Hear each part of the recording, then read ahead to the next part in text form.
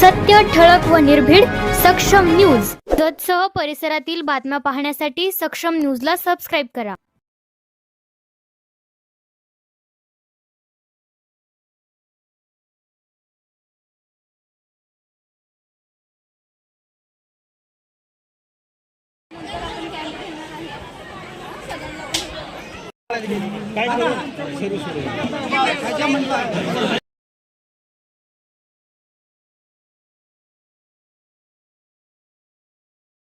माझं नाव प्राची महादेव हिंगमेरी आहे. मी सध्या जिल्हा परिषद सदस्यासाठी थांबलेली आहे बनाळी या गटात.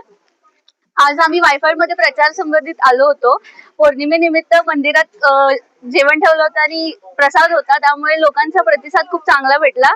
या कारणास आम्ही सगळ्या महिलांना पुरुषांना भेटलो. लोकांकडनं खूप चांगला प्रतिसाद भेटला. सगळे शिवसेनाच करत होते. असंच सगळ्यांकडनं आम्हाला हेल्प असू दे, मला आणि कोडक काकांना. Thank you so much. आज या नाथबाबाच्या नगरीमध्ये खऱ्या अर्थानं बनाळी जिल्हा परिषद गट आणि बनाळी पंचायत समिती गणामधील सर्व गावाचा सकाळपासून प्रचार दौरा सुरू होता आणि या नाथबाबाच्या आज नगरीत आल्यानंतर खूप आनंद वाटला की या ठिकाणी या महाराष्ट्र राज्याचे लाडके उपमुख्यमंत्री आदरणीय एकनाथजी शिंदे साहेब आणि त्यांच्या संपूर्ण महाराष्ट्रातील प्रेम करणाऱ्या लाडक्या बहिणी या वायफळ गावामध्ये सुद्धा अतिशय मोठ्या प्रमाणात आहेत. ज्या लाडक्या बहिणींना दर महिन्याला 1500 रुपयाचा जो हप्ता दिला जातो आणि 1500 रुपये आदरणीय मुख्यमंत्री महोदयांच्या माध्यमातून या ठिकाणी मंजूर करून दिलेले आहेत. त्यामुळे प्रत्येक घराघरात शिवसेनेचा या ठिकाणी जयघोष सुरू आहे. प्रत्येक महिला भगिनी, सर्व वडीलधारी मंडळी आणि या गावातील विशेष करून आजी सैनिक, माजी सैनिक आणि सर्व पक्षीय असणारे सर्व नेते मंडळी सर्वांनीच माननीय एकनाथजी शिंदे साहेब यांच्या नेतृत्वाखाली असणाऱ्या शिवसेनेला आणि या धनुष्यबाणाला मतदान करण्याचं संपूर्ण गावामध्ये फार मोठ्या प्रमाणात आवाहन केलेलं आहे.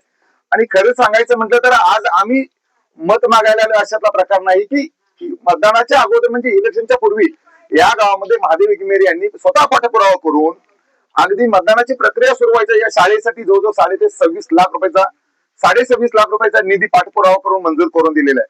त्यामुळे इथल्या लोकांना एक आशावाद निर्माण झालेला आहे की ही शिवसेनेची मंडळी नक्कीच आपल्यासाठी काहीतरी करतील, या गावासाठी काहीतरी करतील. म्हणून आम्ही ठरवलंय की या बनाळी जिल्हा परिषद गटातील किंवा बनाळी पंचायत समिती गणातील प्रत्येक गावागावामध्ये मी सुद्धा आवंडी गावचा सरपंच असताना माझ्या गावामध्ये काम केलं. एवढं मोठं काम उभा केलं की पावनी फांडेभाऊ फाउंडेशनच्या माध्यमातून संपूर्ण गाव एकत्र आलं आणि त्याची दखल महाराष्ट्राच्या मुख्यमंत्री महोदयांनी घेतली आणि ते काम पाहण्यासाठी खुद्द मुख्यमंत्री औंढीला आले होते. आणि अशा पद्धतीने आणि औंढीचा आम्ही विकास केला. औंढीमध्ये पाणलोटच्या माध्यमातून 4,20,000 घनमीटरचं जिल्ह्यातील सगळ्यात जास्त काम केलं. गावातले रस्ते, गटारी, पाण्याचा प्रश्न, इमारती, ग्रामपंचायतच्या इमारती अशी असंख्य आणि पट्ट्यावधीची कामं त्या ठिकाणी आम्ही गावामध्ये गावकऱ्यांच्या सहकार्याने उभं केलं. संपूर्ण गाव एकत्र झालं, संपूर्ण गावाचा पाठिंबा मिळाला. आजही मतदानाला पंचायत समितीच्या माध्यमातून मी त्या ठिकाणी उमेदवार म्हणून उभा आहे. पण आजही माझं गाव पूर्ण ताकदीने उभा आहे. पण माझ्या गावाबरोबर उर्वरित 6 गावं सुद्धा आमच्या पाठीशी, माझ्या बरोबर प्राचीताईच्या पाठीशी संपूर्ण 7च्या 7 गावं पूर्ण ताकदीने उभा आहेत. त्यामुळं या इलेक्शन मध्ये कोणत्याही परिस्थितीत आम्हा उमेदवारांना कसल्याही प्रकारची अडचण नाही. प्रत्येक गावामध्ये तुम्ही अंतर्गत सर्वे करा. एकनाथजी शिंदे साहेबांवर प्रेम करणाऱ्या, लाडक्या भावावर प्रेम करणाऱ्या या महिला भगिनी निश्चितपणानं या लाडक्या भावाला मोकळ्या हाताने कधीही पाठवणार नाहीत. कारण याचं कारण असं आहे की एकनाथ शिंदे साहेबांचं शिवसेनेचं धनुष्यबाण हे चिन्ह या आपल्या भागात पहिल्यांदा आलेलं आहे. त्यामुळे या धनुष्यबाणाला लाडक्या बहिणी म्हणतात की पहिल्यांदा आमच्या साहेबांचं चिन्ह गावाकडे आलेलं आहे. जो आमचा लाडका भाऊ दर महिन्याला आम्हाला 1500 रुपये देतो, तर त्या भावाला एक मतदानरूपी आशीर्वाद आम्ही या ठिकाणी देणार आहे, असं सर्व महिला भगिनींच्या प्रतिसाद आहे. आणि या नाथबाबाच्या नगरीमध्ये अजून एक मी आश्वासन देतो की या नाथबाबाच्या मंदिराला क वर्गाचा दर्जा देण्यासाठी आम्ही सर्व गावातील माजी सैनिक, सर्व पक्षीय नेते मंडळी आम्ही सर्वजण जातीनं प्रयत्न करू आणि 100% क वर्गामध्ये समाविष्ट करण्यासाठी माननीय उपमुख्यमंत्री आदरणीय एकनाथजी शिंदे साहेब यांच्याकडे आम्ही प्रामुख्याने पाठपुरावा करू याची मी तुम्हाला ग्वाही देतो.